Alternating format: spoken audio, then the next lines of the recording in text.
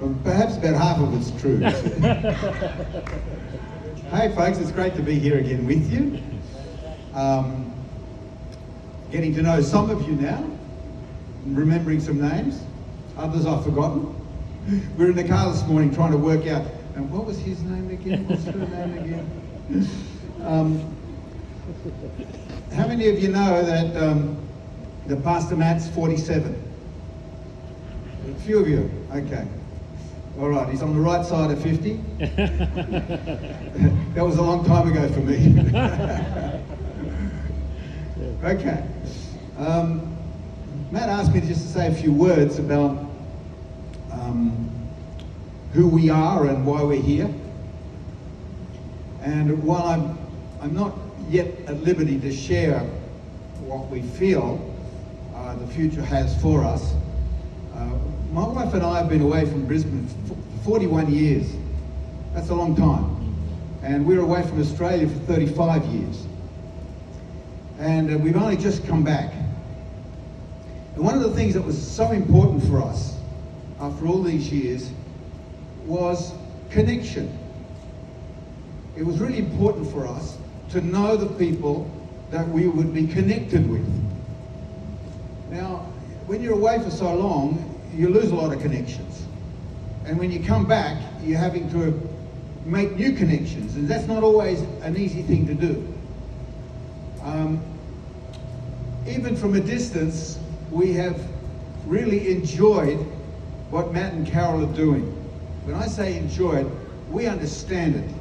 We feel the same way about it. There are some people, you share things and they kind of look at you blank, and you go, why aren't you excited about this?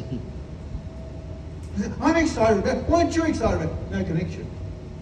You understand what I'm saying? Matt and Carol get excited about things that get us excited. And there's a great connection there.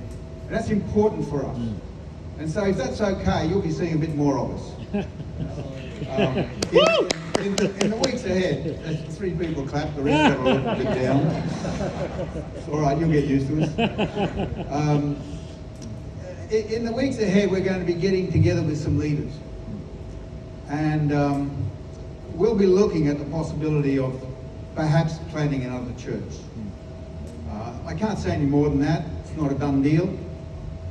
But that's what Denise and I have done all our lives. And it's bigger than us. You get to somewhere new, you've got to plant a church somewhere. You know, I've always said, I've got my Bible, I've got my wife, and I've got my guitar. We can do church anywhere.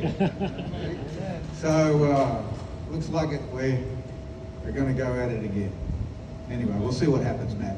Yep. Okay. All right. I'd like to speak to you about the parable of the prodigal son. You've heard so many sermons, no doubt, about the prodigal son, but I want to make it a bit different today because I want to talk to you about the father of the prodigal son. And so we're going to read the story again.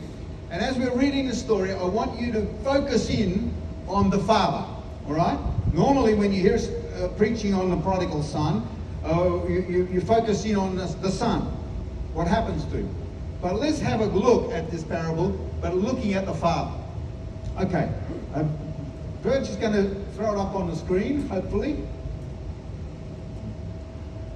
Here it comes. Prayer group, Sunday, 8:30 a.m. Oh, there it is. So this is Luke chapter 15, verse 11. Then he said, a certain man had 2 sons. And the rest? All right, well, here we go. And the younger of them said to his father, Father, give me the portion of goods that falls to me. So he divided to them his livelihood. It's going to take a while, I think. That's it. Getting through the That's story. it. Verse 13. I might. But when he had spent all, there arose a severe famine. No, that's not it. He was there. Go back to 13. 12. Next one. Next one. Look, I'll read from my Bible like in the good old days. Yeah. Okay. Luke chapter 15. If you've got a Bible, you can follow it. If you want to follow it up on the screen, normally speaking, it's the same version, New King James Version. All right. Then he said, a certain man had 2 sons, and the younger of them said to his father, Father, give me the portion of goods that falls to me. So he divided to them his livelihood. And not many days after, the younger son gathered all together, journeyed to a far country, and there wasted his possessions with prodigal living. Well, that's a nice way to put it. But when he had spent all, there arose a severe famine in that land, and he began to be in want. Then he went and joined himself to a citizen of that country, and he sent him into his fields to feed swine. And he would gladly have filled his stomach with the pods that the swine ate, and no one gave him anything. But when he came to himself, he said, how many of my father's hired servants have bread enough and to spare, and I perish with hunger? I will arise and go to my father, and will say to him, Father, I have sinned against heaven and before you, and I am no longer worthy to be called your son. Make me like one of your hired servants. And he arose and came to his father. But when he was still a great way off, his father saw him and had compassion, and ran and fell on his neck and kissed him. And the son said to him, Father, I have sinned against heaven and in your sight, and am no longer worthy to be called your son. But the father said to his servant, bring him out the best robe, and put it on him, and put a ring on his hand and sandals on his feet. And bring the fatted calf here and kill it, and let us eat and be merry. For this my son was dead and is alive again. He was lost and is found. And they began to be merry.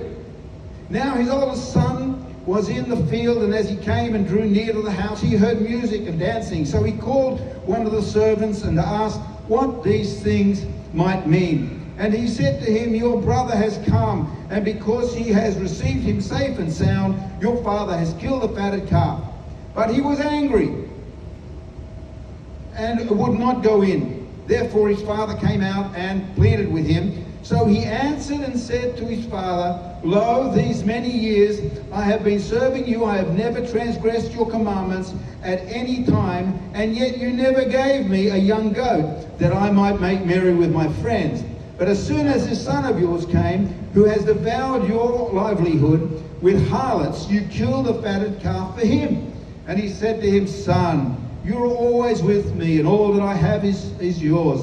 It was right that we should make merry and be glad, for your brother was dead and is alive again, and was lost and is found. This is a very important passage. It is perhaps the most important of the parables, of the 100 parables that Jesus told. Now, there are 100 parables. I've just written a book about it. But this is the most important one.